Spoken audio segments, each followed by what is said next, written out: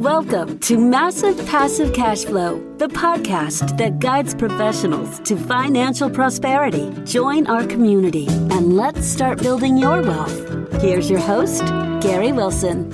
Hello, welcome back to the Massive Passive Cash Flow podcast. This is Gary Wilson, your host. Good to have you on again. We got a great guest today, Mark Stubler from the beautiful state of Utah, who I'll introduce in just a moment. But before we do it, if you could always remember to subscribe to the podcast. It's on Stitcher, iTunes, iHeartRadio. And also, if you haven't yet recently gone to the website, go to realestatewithgarywilson.com, okay, and click on the members area, right, for a couple of reasons. Number one is, if you're already a member, you know the drill. If you're not, you go to the right and get in for free for 30 days, and you can download like up to 300 recordings on anything related to real estate. I think 5 books for free. All calculators, spreadsheets. I mean, dozens of websites we use for research. It's all there for your use to use. So think of it as Christmas early, okay? Well, maybe actually I saw them putting up trees as early as September this year, but that's okay. So it's Christmas time. Take advantage of it. Grab all you can get, and while you're there, introduce yourself and grab one of the investor agents whom we've trained all over the country, okay? In 25 states, they're trained to identify, analyze, and negotiate properties often on market. They have access to every single parcel in the country, commercial or residential. You have to have one of these guys as a member of your team. I do, and I'm a product of that. I built it. We train them and certify them, and they're there for you and I to help be more successful. So in any case, without further ado, Mark Stubler, welcome aboard to the podcast. We're so glad to have you. Hey, thanks for having me on. I appreciate it. Excellent. So, hey, if you wouldn't mind, we're going to talk about helping people basically, sell their own homes and maybe through a flip process. There's probably lots of variations. We can go on lots of rabbit holes, but if you could, but start with, could you paint a picture for us of Mark Stubler, and give us some good juicy stuff. People want excitement these days, Yeah. Well, I appreciate you having me on, and I'm excited to visit with you. I love being in real estate, and so this will be a fun conversation. And I'll tell you that at Joe Homebuyer, we have learned the art of finding deeply discounted properties and distressed off-market properties. And so I'm excited to share with you some things that hopefully will provide you and your listeners value and get them even more excited about real estate than they may already be. Awesome. Well, I appreciate that. Well, and I know you're from the great state of Utah. Excellent. If you're an outdoorsman, that's a great place to be. Lots of fun activities. It definitely is. Yeah. So is that where you got started? As far as your own business goes, is it been centered around any of the metropolitan areas or in Utah? Yeah, that's right. We started buying distressed properties in Utah about 7 years ago. We since have expanded as a corporate location into Dallas, which is a great market. And we have our franchisees in another almost 40 territories throughout the country. So but it all started in the great state of Utah. And you're right. If you're looking for a great place you haven't maybe already visited, Salt Lake has a lot to offer. So come out and visit me. It does. Yeah. Good restaurants, good food. Yep. Some amazing views too. Just a wonderful place. Okay. Let's do this. I want to get into a little bit more about what you're doing. And maybe how you arrived there. I know, like for me, I came out of the world of corporate banking and a complete opposite of what I'm doing now in real estate. But I learned from that. I learned some valuable skills in that environment that I apply to this business now. But so kind of fill us in there, how you arrived at this, and then maybe we can get into some meat and potatoes, examples or case studies. I obviously protect the names of the folks involved, but let people really know that this is an awesome alternative for them out there in the world, Well, I have to first start by saying, Gary, I'm sure grateful that I found real estate. I was very much just a sales guy working for a company that paid me quite well on a salary plus commission type gig. I was with them for 10 years. I felt fortunate to have a pretty high paying, position, but also working with a company that was pretty, good from a culture and a support. So I really felt pretty fortunate to have a good sales job, and I made the transition into real estate. And it was because I realized, it took me 10 years to realize, but hey, I'm not on my own. I'm not completely autonomous. I need to get going and doing something on my own.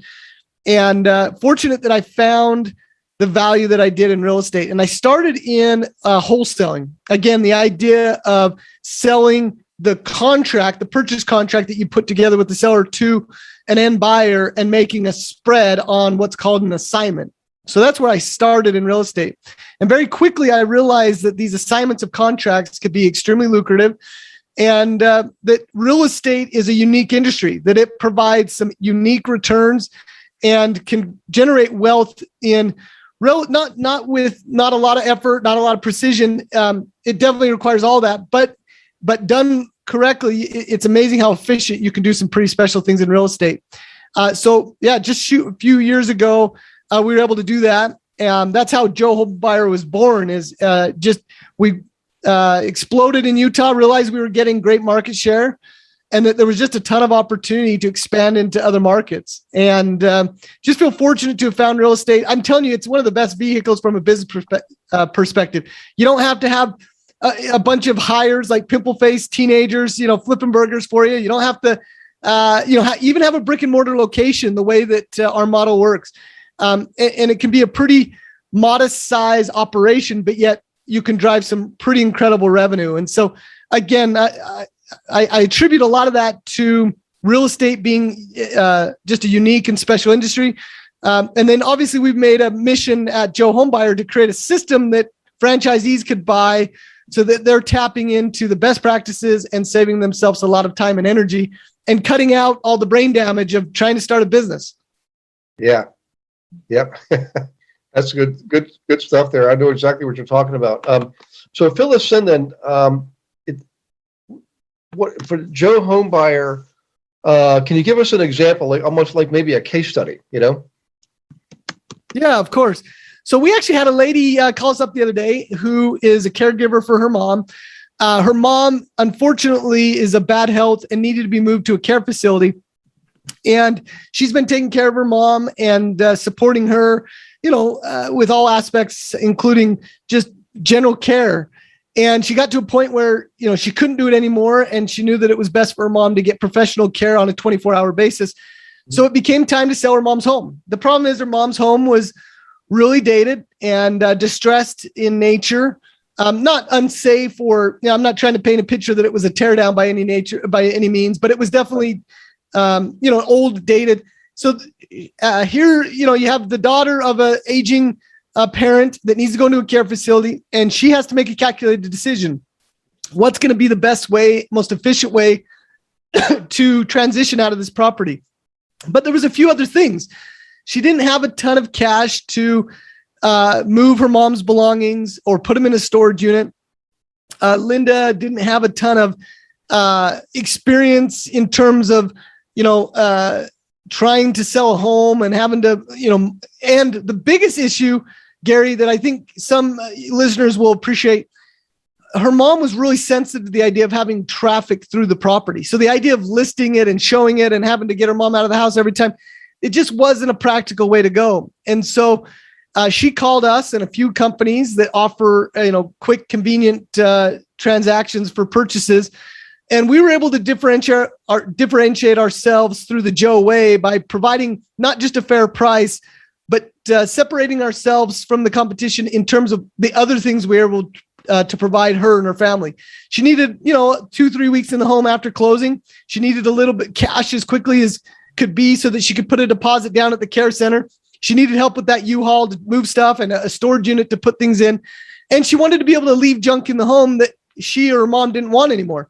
Again, those are the areas that we were able to thrive in. So she had, 2 other companies coming out saying, well, I can pay cash and I can close quickly, but were they willing to invest the extra time to figure out how they could help with, the other items, the U-Haul, time in the home, right? The storage unit. And that's where we were able to provide real value, separate ourselves from the competition and put ourselves in a position that Linda just felt good. Hey, this, if you can do all these things for me and pay me a fair price, it's a no-brainer for me. Yeah. Yeah. you got to basically satisfy all the needs, and in that segment of the marketplace, that demographic. I mean, it's of course it's public information. It's the fastest growing segment of the population that we have, and that scenario you just described there. I mean, it's going to be happening more and more. And, That's right. I'm a very positive person, but I do believe the economy is poised very well for another correction. It's been a long time. Number one. Number two is you got inflation. Lots of factors involved.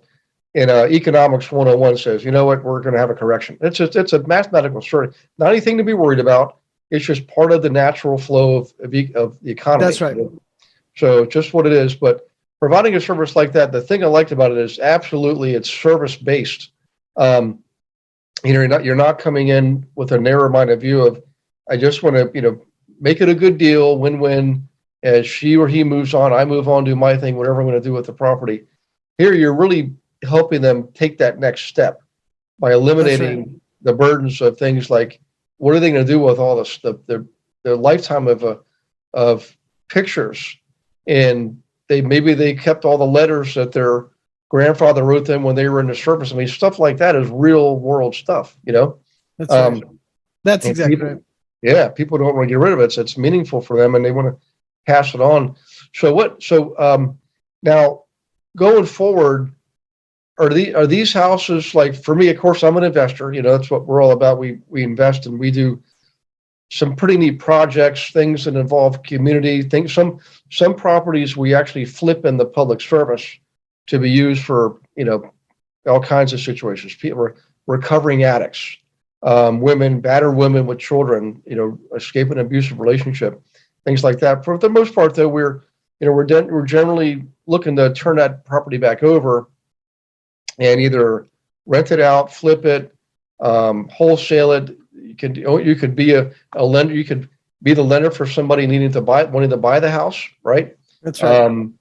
How many are you doing? Any of those things, or what's sort of the next step for Joe Homebuyer once you have a property under agreement? What then do you do? Yeah, at Joe Homebuyer, the life cycle of a franchisee is to start with wholesaling primarily, so that you can have cash come in as quickly as possible. You can mitigate risk, not purchasing home or having to come up with hard money loans to secure the properties, or, end up buying a lemon type thing, avoiding that type of risk in the early days. And then over time, we really like the strategy of starting with light rehabs, starting with wholesaling properties, meaning just list them right away in their current condition. And then finally, obviously, setting up passive income and building long-term wealth through real estate portfolio. But we understand that that's a progression over time, and that it makes sense to have a little bit of additional cash reserves to put yourself in a position where you're postured to take on some of the extra risks, time and energy that are associated with those other exit strategies.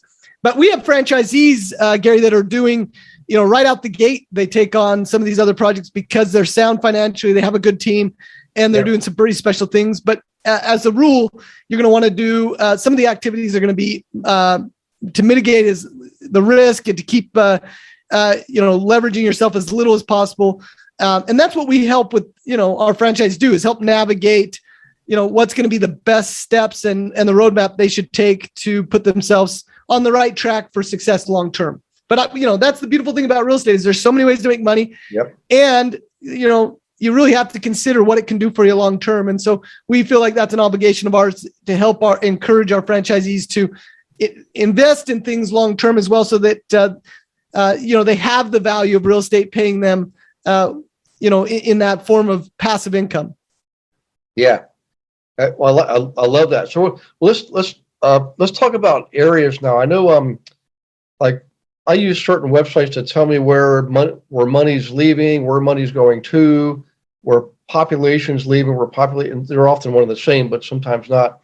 And Utah has always, for a while, has been a great state. Always mentioned this is one of the best places to invest in. It's been growing. I mean, the population here has been growing like crazy. It's like people from California, they just jump right over Nevada, go right into Utah. Right. It's crazy, but But what other areas, like what are you seeing? You mentioned you have 40 people, 40 franchisees out there. What are some of your areas? What are some of the areas you're seeing where the franchisors are really doing quite well? It's like it's easier. Some areas you can always make money, but some areas it's just easier. And I don't know what all those factors are, but what have you seen, or what are you able to share, I guess I should say, as far as a couple things. So we're in a few, being that we have a group of us, we're in a few different markets. We're in some of the most competitive markets out there. Phoenix, Denver, Salt Lake, Vegas, Dallas, Atlanta, Tampa. I mean, we're in several markets, and then we're in, smaller mid-sized markets, different parts of North Carolina and South Carolina, and some of these smaller, areas, Alabama, et cetera. And each of them provide different opportunities and potential different obstacles. But we understand that, and we have really a very diversified marketing approach. We're in the industry of real estate, but really we focus on marketing because it's important that we get the phone to ring. We need sellers calling us and saying, hey, what would your offer be? I'm interested in selling my property, or I just inherited my brother's home and it's a disaster. Would you give me an offer on it, type thing? So we understand that, and we want to put each of our franchisees in a position that they're, omnipresent in their marketplace, so that when people need to sell their home, and excuse themselves from the property as efficiently as possible, or maybe they're distressed themselves, or the property's distressed, or both, and they just want to be relieved of the property. We need to be, easily found in the industry among people searching for this type of service. And so we put a lot of time and energy into marketing so that we can establish ourselves in each of these competitive markets, differentiate ourselves. And we do that through several marketing channels in a very diversified, consistent approach.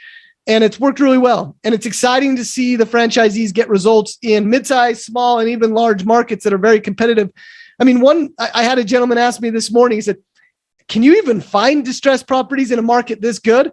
And the truth is, it's challenging, right? When you have people knowing that they can put their house on the market and get offers above asking, that makes what we do that much more challenging. On the flip side, our system is working, our franchisees are getting results. And when they do get a property, it's worth more now than it, in maybe a distressed or down market, because the margins are just so good. And so, it's very rewarding to see results in various size markets. And it's because of a very proactive marketing approach that each of our franchisees leverage. Yeah, I agree. We over the years, it's interesting. I mean, the data every year seems like there's more and more data and more access to data. So on one hand, it's like can be kind of overwhelming, but on the other hand, it makes it easier. When I started in the 80s, we didn't have the internet. Right. We didn't have all these data sources online. We literally had to pay for it or go to the library and look at publications and things like that. But what I've discovered over the years is we're naturally drawn to the bigger markets because there's just so much more there, the volume, right? But some of the secondary, even the tertiary towns and cities have really done well. I mean, like in Indiana alone, you've got Lafayette, Indiana, which is a college town, and Fort Wayne, Indiana, which is also sure. A school town. And there are people, they probably heard the name, but they really don't know anything about the town. So sure. Some of these places I've been there to teach before, but there's far fewer, I call them the big box investors. There's like hedge funds. I mean, they're coming in and scooping up vast quantities of properties and what we call tapes, which is a bundle of mortgages.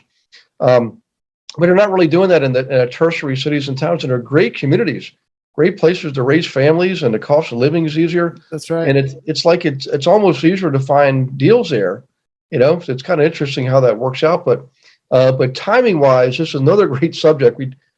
I just mentioned earlier that the fact that it looks like we're headed for a correction. So by the time this gets published, we may be it or so. I don't know. But sure. as far as timing goes, sounds like you've been at this for a couple of years now. What are your thoughts on, climbing up the market and then climbing down the market? I know some people have different strategies. I mean, how does that affect your overall, or do you have different strategies for different times in the market versus up versus down, for example, Yeah, great question. The beautiful thing about real estate, and we all know this, is you can make money when the market's going up or the market's going down. But specifically for the strategies that Joe Homebuyer employs, the beautiful thing is when I say beautiful thing, it benefits Joe Homebuyer. And unfortunately, it's just the realities of, the market, and people find themselves, I want to be sensitive when I say this, but fortunately for Joe Homebuyer, people are always going to be in distress, whether the market's great or the market's awful. Our services are always needed. In fact, when the market is distressed or struggling, there's actually more people that can be served selling their home efficiently through a service like Joe Homebuyer. And so unfortunately for them, fortunately for Joe, we continue to find and thrive in an industry that's actually distressed or, down in a down market. Now, our exits and, some of the pivots we need to make sure that we continue to flourish, you won't be able to wholesale to buyers at the same level. So there's definitely required pivots. You're going to take on more rehabs, even light rehabs, listing things, leveraging the MLS, even some creative finance structures, as well as leasebacks and things like that. But there's a lot of ways to make money in a down market. And in a lot of ways, it's an easier market to pick up distressed properties. So it's fun. That's the beautiful thing about the Joe Homebuyer model is good or bad market, there's opportunity, most certainly. Yeah, I agree 100%. And you're right. There's so many different strategies. I mean, I think I mentioned earlier, I've been doing this for quite some time, and I've still learned. I mean, entrepreneurs are innovative and creative, and a lot of what we'd come up with is in reaction to the market or to the political scene where politicians come up with new rules and regulations that seemingly would be a roadblock for us, but we just find another way. That's right. So. And there's extra strategies today that didn't even exist in the 80s, like Airbnb. That's one of them. It came around about 12 years ago. Now it's so good, it's a public. You can buy stock in Airbnb. Sure. There's other companies that they're niche companies, Pad Split. There's, of course, lots of people in the corporate housing sector, and they have just certain niche markets that they play in. And they do well in that market. And there's a great saying: the riches are in the niches. If you just focus down. So speaking of niches, what's the variety of properties that you do this with? Is it strictly single family homes? Can you do this with fourplexes or anything even non-residential, like a mixed use place? You get an old Rust Belt city with the downstairs is a barber shop and a restaurant, and then you got some apartments above there, maybe. But what's the range of properties that you can work in? Yeah, great question. In fact, Gary, I think it was the second transaction I ever did. I actually worked with a lady that had a restaurant, but she was going belly up because of the debts on the property, and we were able to put the house or the building under contract and become the owners of the building, and yet provide her an option to get out of debt and lease back, the property type thing. So that was a little bit unique in the sense that it was a restaurant. I've since visited a few times. Her pancakes are amazing. But that was, a breakfast place. But, the vast majority of what we do is single family and small multifamily. But occasionally you'll get the smaller commercial and some of these other properties. But it definitely affords you some finances through, success in these efforts, focusing on, smaller unit type properties, that now you're in a position that you can take on bigger projects as well. So it's a great catalyst for some of those other things as well. Yeah, I think, really nobody ever knows until things play out. But, if you look at when the pandemic was going on, a lot of office space was sitting empty because everybody's been told you got to go work from home for a while, And I knew when they did that, I thought, there's going to be a segment of society that's going to realize, I can actually get more done being at home. Others would sure. No, I got to go to the office. I got 3 little ones at home. I can't even go to the bathroom by myself at home. So sure. But I think there's going to be a certain percentage of commercial properties are going to go through repurposing. And I've got a feeling this strategy will probably help well with that. When things start really loosening up and inventory is increasing, days on market's increasing, and that's right. people, consumer confidence is what start all. You got inflation, right? We're spending, 50% to 100% more on gas than we were a year ago, where milk costs more, meat costs more. I mean, everything costs more. And so people just eventually just say, you know what, I'm just going to start buckling down. And then everything slows down. That's how recessions start. But I'm pretty sure there'll be plenty of opportunity there in the commercial sector. And there could be others. I mean, sadly, in a recession, small businesses do shut their doors sometimes. It's an unfortunate consequence. Sure. But the person who owns the strip mall that had the restaurant that closed the doors, now they've got a big chunk of rent that's not coming in. And then the related stores, the candle shops, the card shops, they're not getting the traffic because the restaurant's not there. So it's just part of the economic cycle. Again, it's not anything to be worried about. It's just accept it and figure out how to adapt to it. And I think this is I'm pretty sure your business is going to expand, in the next few years. I mean, you've got a great model. So what's typical, kind of walk us through a timeline. I mean, you gave the example of the elderly woman who's, it was time for her to turn the page into her next chapter of life. But any others, can you think of one, like your favorite one? What was you probably have three of them, probably. But go ahead and pick one and take us through the timeline through using you use software to identify the property or all the way through, if you don't mind. That'd be great, Yeah, I've got kind of a unique one. We had a family that searched online, sell my house for cash. They lived in North Dakota.